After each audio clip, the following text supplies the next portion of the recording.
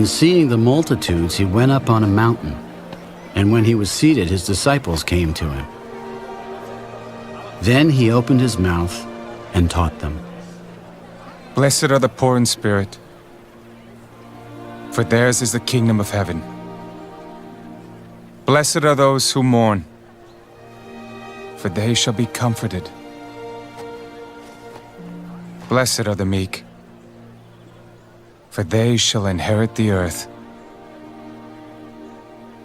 Blessed are those who hunger and thirst for righteousness, for they shall be filled.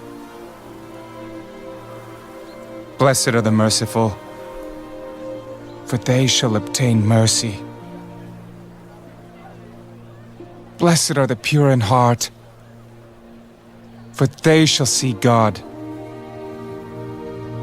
Blessed are the peacemakers, for they shall be called sons of God. My subject today is peace. Peace. And the verse that we're looking at is, blessed are the peacemakers, for they shall be called the sons of God.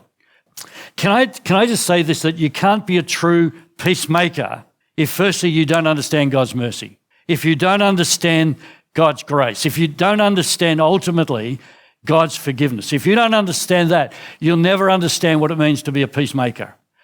Matthew Henry, who's a great Bible commentator, said this: peace that Jesus gives is not the absence of trouble, but rather the confidence that there is, that he is always with you. Put that in your minds. Write it down if you can, or get a photograph of it or something. Peace that Jesus gives is not the absence of trouble, but rather the confidence that he is there with you always. He will never leave you. He will never forsake you. He is always there beside you, within you, around you, wherever you want. He is there, even through the storm, even through the trouble, whatever that might be. There's a stretch of water in the Atlantic Ocean that is very turbulent on top, very, very bad for ships even to go through. But as you go down deeper and deeper, it's one of the deepest parts of the Atlantic. As you go deeper down, it becomes very, very, very peaceful, very peaceful. You know, at our place that we live in, just our little unit that we've got down in Warrnambool, we have a beautiful view over the Hopkins River. And I remember when the floods were around, it was turbulent. You could see it was just lapping, you know, and this is unusual even for the Hopkins River. But I looked out just the other day and I said to Anne, have a look at this. It was like glass. And it was just so peaceful. You could just sit there and just contemplate, have a cup of coffee or whatever it might be. It was just one of those peaceful moments. It's interesting, but I've had the opportunity of preaching in many churches, many different types of churches as well. And I have found that our Christian worship is filled with profound differences and even actions.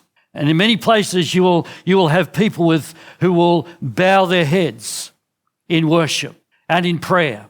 There'll be even kneeling. Go to a church, and I remember going to a particular Anglican church, and I was the guest speaker, and I was sitting right in the front row. And to my embarrassment, the minister had to come all the way, and he was up on one of those big, you know, up here type ones. And he walked all the way down. He said, "Paul, we're up to this," because I didn't know how to follow the liturgy, and I didn't know that behind me they were kneeling. And so I got down and knelt as well. Some people do that; they kneel. Some will have their hands raised in a service as a form of worship. Some will be standing in reverence during a Bible reading, particularly the Gospels. I was at a Catholic church last Saturday for a wedding where I had the privilege of even participating in this wedding. And the way in which they did things is so different to what we do. But what he got them to do when he got up to read the Gospel, he said, "Would you stand, please?" In reverence of the Gospels. You know, I think sometimes as Baptists we miss some things. We kind of think, oh, that's, you know, when you throw the baby out with the bathwater, there's something special about the reading of God's Word. Some will come forward to receive communion. Others will sit in their seat and they'll wait for the communion to be served to them. Doesn't matter which way, it's all a part of worship. One very ancient and significant gesture in worship is the passing of peace. Passing the peace is a tradition that is actually rooted and grounded in Scripture, that embodies our identity as peacemakers, as we have in our verse that we had today. I know that in the community that both Anne and myself lived in for over 8 years, this was a tradition that they had, particularly after communion and the teaching of the word, which we had every Thursday night. After communion, we're encouraged to pass the peace with each other. It's so simple words of love and assurance for them or for me as a person who's giving and receiving. And as we would leave the comfort of our seats, we would turn around to each other, we'd walk around the chapel, and we would pass the peace. We'd say, "The peace of the Lord be with you." Oh, we have some traditionals. That's good. Excellent. And there's nothing wrong with that. It's great. The Lord, peace be with you, and also with you. The gesture is simple, but the meaning is actually profound.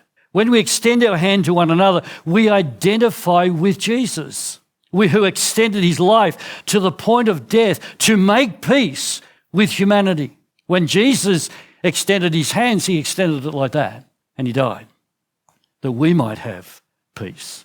What's more, in the midst of divisions where we haven't been able to agree on maybe on certain issues, but then come to a point of reconciliation to symbolise that unity through a simple handshake, or in some cases, we'd give each other a hug. It all depends what personality you've got. But when I want reconciliation, I will extend my hand, or I might give that person a hug so that we can confirm this is what we're doing here. Likewise, when we regularly pass the peace, we practice God's call to make every effort to maintain that bond of peace, to maintain it. It's hard to give peace when you have no peace in your own heart. It's hard to extend peace when you are out of fellowship with that person. Ephesians 4:3 says, "Make every effort to keep the unity of the Spirit through the bond of peace." Through the bond of peace. Now, in the Hebrew, that word peace is actually the word shalom, which is a little bit different to our Aussie way of, "G'day, mate, how are you?" Kind of a little bit different, isn't it, when you think about it? It's so much more, so much richer than what we would do. When a Jew met you and says, shalom, what they were actually saying to you, and I looked this up particularly because I wanted to make sure, and what it says is, I want every completeness to be yours. I want you to experience wholeness. I want you to experience health. I want you to experience safety and soundness and tranquility. I really want you to experience prosperity and perfection, plus fullness and harmony, rest, and the absence of agitation. That's a little bit better than "G'day, mate," isn't it? So when somebody says shalom, they're saying, I want you to experience the fullness of all of this which I've just said. There's so much more richness in that. In actual fact, the word peace in the Bible doesn't mean freedom from all trouble. It means enjoyment of all good. If you believe that becoming a Christian means that you won't have any more troubles, then you've been sold a false gospel. You know, some people go, "Oh, now that I'm a Christian, all my troubles are gone." I'm going to tell you, all your troubles are just starting. Because we don't, as Paul says, put on the whole armour of God. Why? So that we might fight against the wiles of the devil. For we don't wrestle against flesh and blood. Church, when are we going to understand that? We don't fight against flesh and blood. Unfortunately, we do. But against principalities, against powers, against the rulers of the darkness of this age, against spiritual hosts of wickedness in heavenly places. Therefore, he says, and I was trying to imagine this the other day when I was putting this together.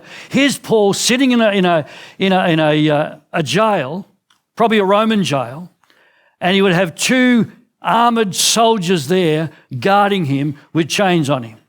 And they would be soldiers. They'd have the full armour on. And he's trying to say, just like these guys have the full armour that protects them against the swords and the spears and the arrows, so we too need to have that armour of God upon us to protect us.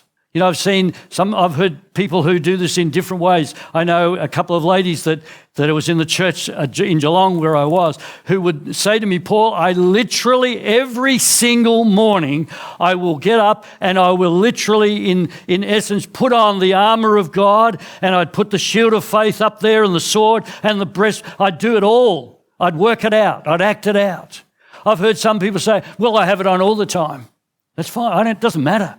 So long as we understand we are on a battleground, not a playground, and we need to fight against the enemy.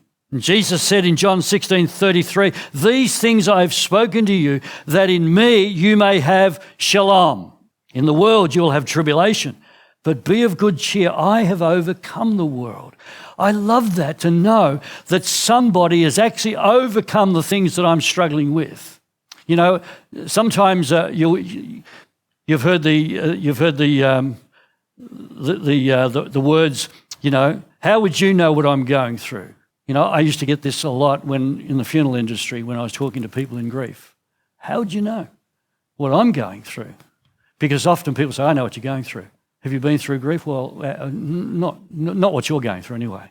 See, unless you walked in their shoes, you won't understand. You won't understand. And it's the same with this. Jesus has walked the walk, and we are able to walk in his footsteps to overcome. So when they would say to you, shalom, in many ways it was really a blessing that you were placing upon them. And g'day is not a blessing. Shalom is. Now that doesn't stop us from saying g'day, okay? That's our English and our Aussie way of doing things.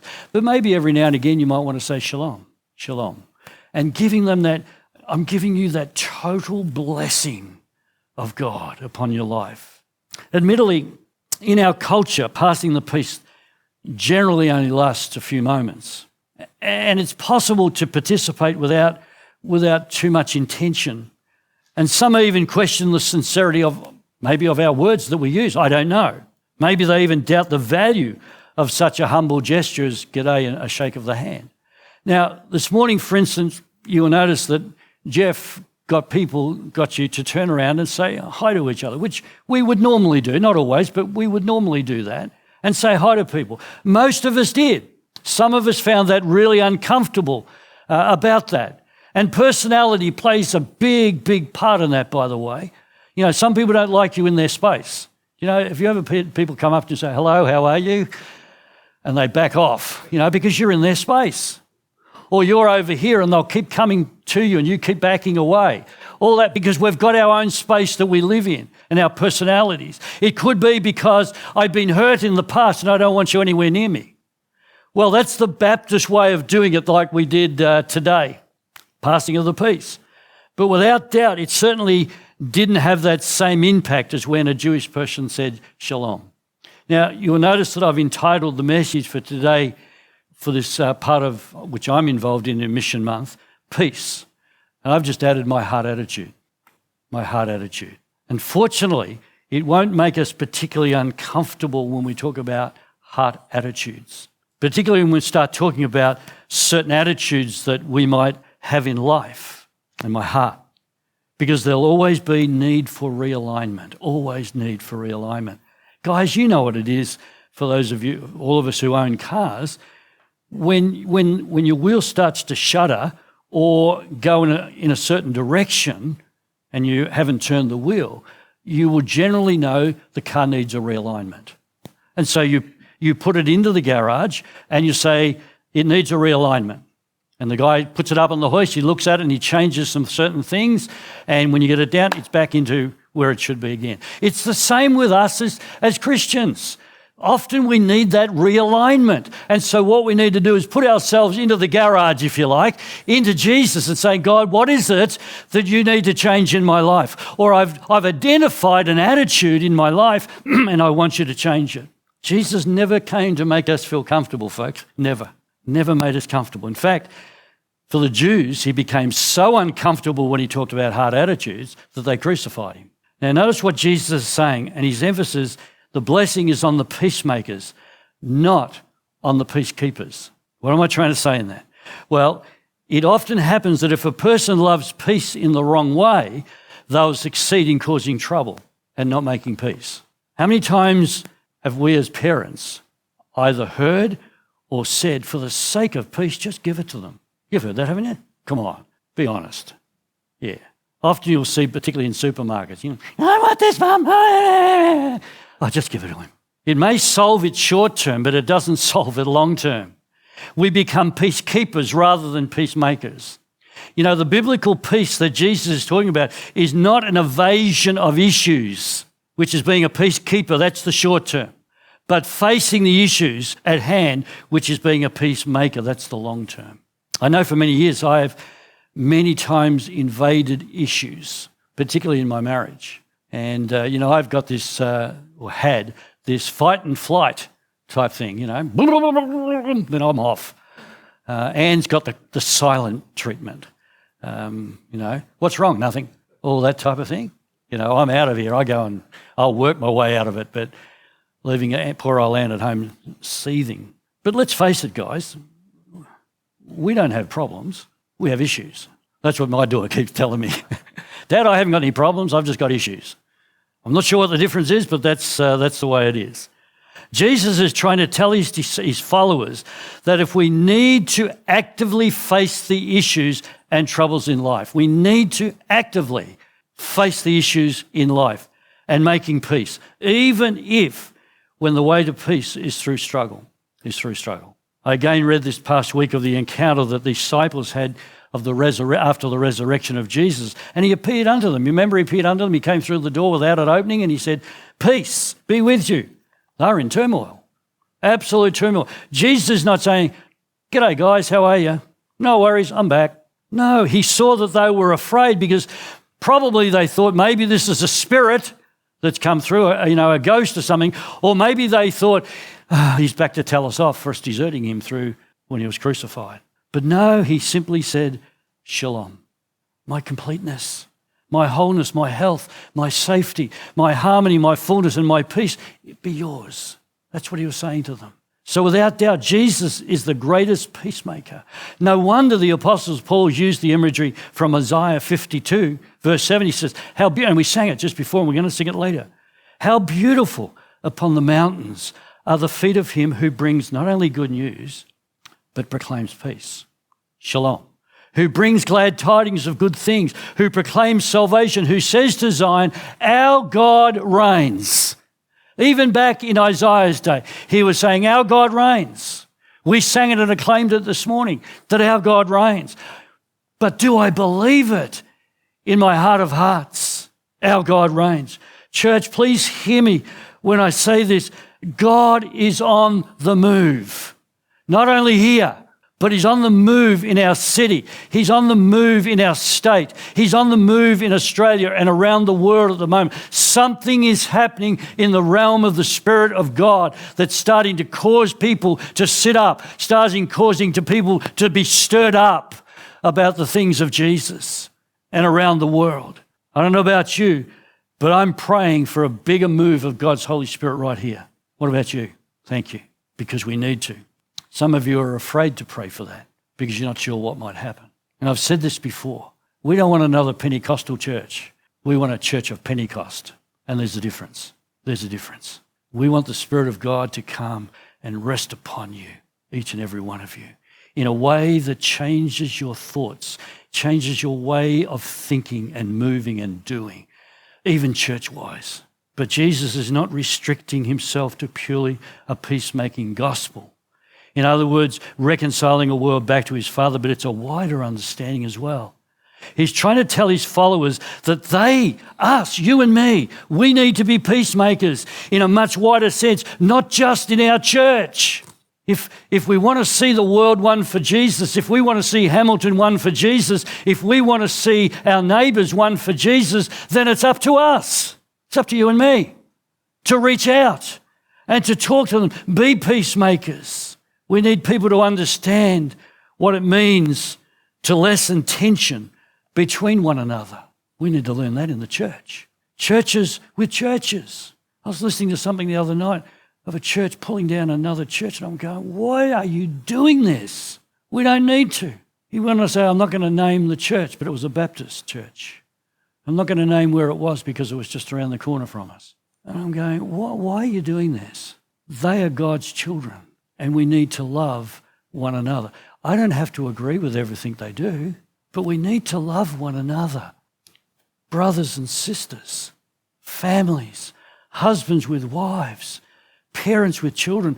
We need to be peacemakers, not just peacekeepers. Jesus goes on to say, "Blessed are the peacemakers, for they shall be called the sons of God." And I'll try and finish in a couple of minutes. You see, in Jewish tradition, being called a son of meant that it had the connotation that you were partaking in the character of the person, that you were partaking in that character. We have 3 children, and you can see the character of both Anne and myself in both of them. You know, you'll look at a photo like I had before, and some people say, "Oh, she looks like Anne." But unfortunately, she's got my personality. If you go and looked at my son, you'd say, "Oh, he just looks like you," but he's got Anne's personality. And so on with our daughter, she's right in the middle. She's got both, poor thing. And she's such a caring girl. So being likened to the person, maybe a parent or even a role model. So being called the Son of God has the emphasis more of character than it does of position. So my character is what I'm made and what I produce. Position is where I stand. What am I standing on? What is the character that I'm presenting? Okay, let me give you an example. And it can be found in the history of Abraham, his story, and his nephew, his nephew, I should say. And the two were traveling together. Most of you will know the story. Traveling together, they'd been called out to go in and take on this promised land. And they had all their herds together and all their herdsmen and their maids and servants and families. And there was thousands of them in terms of possessions. And it got to the stage where the herdsmen were fighting against each other for the pasture and for which way they should be moving and doing all those types of things. So Abraham came to Lot and he said, and it's recorded in Genesis 13, "Please let there be no strife between you and me and between my herdsmen and your herdsmen, for we are family. Is not the whole land before you? Please separate from me. If you take the left, then I will go to the right. Or if you go to the right, then I will go to the left." Abraham was a peacemaker. Instead of Abraham, who was the senior partner, God had called him, or the patriarch, as some would say, of the family. He could have very easily got angry and said, "Well, go, get lost. Go that way. I'll go this way." But he didn't. He calmly addressed the situation and made a suggestion, giving Lot the preference. And Lot preferred what was called the better land. And Abraham went the other way, into the worse land. The beauty of this example is that Abraham is showing us that making peace might involve sacrifice and comfort and preference. Even sacrifice my ego. That's a big one, isn't it? How do I sacrifice my ego when I think I'm always right? But he had to sacrifice his ego. But God blessed the results of Abraham's effort at peace, and it's recorded as an example for us today. And Abraham was a reconciler, and that's the important one. He heard that Lot had gotten into trouble. So in Genesis 14 it says, "Now Abraham, when he heard that his nephew was taken captive, he armed his 318 trained servants and went in pursuit of Lot." You know, Abraham could have said, "Well, that's your problem. I told you so. You know, if you had to listen to me in the first place, this wouldn't have happened." But he didn't. Abraham goes and brings back Lot. That's a peacemaker. To be a peacemaker is also to be a reconciler. That's exactly what Jesus did when he left the magnificence of heaven above and he came to this earth. He simply came to reconcile us back to God the Father. And it cost him his life on the cross for our sin, for yours and mine. Church, let me say right up front, you cannot experience peace if you don't understand mercy. And if you don't understand mercy, you won't understand his grace, which means you won't understand forgiveness. I read this small article the other day which simply said it took me a long time to understand what it meant to forgive someone. I always wondered how I could forgive someone who chose to hurt me. But after a lot of soul searching, I realised that forgiveness is not about accepting or excusing their behaviour. It's about letting go and preventing their behaviour from destroying my heart. I reckon that's great. Let me repeat that. It's about letting go and preventing their behaviour from destroying my heart. Friends, if you don't understand forgiveness, you will never move properly in being a peacemaker, but you'll become a peacekeeper. They go hand in hand. You know, we've often talked about what it means to be filled with the Holy Spirit. And the question is, are you filled with the Holy Spirit? But what I want to ask you, which is a more burning question as I finish, are you displaying the fruit of the Spirit? Galatians 5 says, but the fruit of the Spirit is love, joy, peace, shalom, long-suffering, kindness, goodness, faithfulness, gentleness, and self-control. Against such there is no law, no law. As I said, we're not talking about fruits of the Spirit. You know, often we go, oh, the fruits of the Spirit, so I can choose what I want off the tree. No. It's singular. Fruit of the Spirit. Fruit of the Spirit, not plural. One deal. You can't have one without the other. You know, over the years I've heard, and Anne often refers to me on this one particular case that she heard. I'm filled with the Spirit, but they certainly weren't displaying the fruit of the Spirit, and they go hand in hand. You can't separate them. Can't separate them. Love, joy, peace, forgiveness. In the Greek, that has the meaning of being at one, which is what Jesus said, Father, that they may be one. So how are you growing? How are you growing? How are you growing personally? I'm going to leave you with some questions this morning before we sing, and they're questions that I've had to deal with myself. When conflict comes, do I strive to make peace, or do I add fuel to the fire? Number 2, what areas of my life or actions do I demonstrate that I'm truly a peacemaker? What actions do I demonstrate?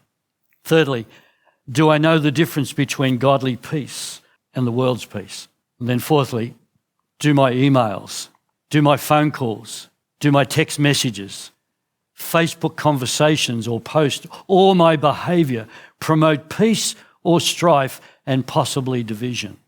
We live in a world of technology that it's so easy to send a text, so easy to send off an email and not confront. And we can see so many emails that are going around these days and texts that are so important. Sometimes I've got angry over something and I've said something that I shouldn't have. And it fuels the fire of a situation in life. And so I've had to take that journey with God. It has to be with God because I can't do it on my own. And God's convicted me on it and I'll go, okay. So I'll go back to that person and I'll say, I'm really sorry the way I reacted. I got angry to what you said about me or to me or whatever it might have been, and ask for forgiveness. Now that then leaves that with the person because that person might say, what did I do? What did I do? What did I say? I don't know. And that's okay. That's okay. That puts it back on them to, I'm asking forgiveness, and then I leave it with them. So in other words, because what I've often said to people is that unforgiveness puts us in a prison. And if we stay in unforgiveness, we'll stay in the prison. And God says, I've got the door open. All you have to do is walk out. And we can do that through, great question that, because I think we can do that circle. And I was saying to Jeff, I think yesterday, when it comes to forgiveness, because I said I'd be dealing with a little bit with forgiveness, is that Joyce Meyer said, you don't have to be wrong to forgive. If you think you're out of fellowship with somebody, go and ask for forgiveness. It's as simple as that. They might say, well, what are you talking about? I just felt that there was something broken in our relationship and I want to make sure it's okay. Simple as that. Let me just leave you with this last verse from Paul, Philippians. Be anxious for nothing, but in everything by prayer and supplication with thanksgiving, let your requests be known to God. And the shalom of God, which surpasses all understanding, will guard your hearts and minds through Jesus Christ.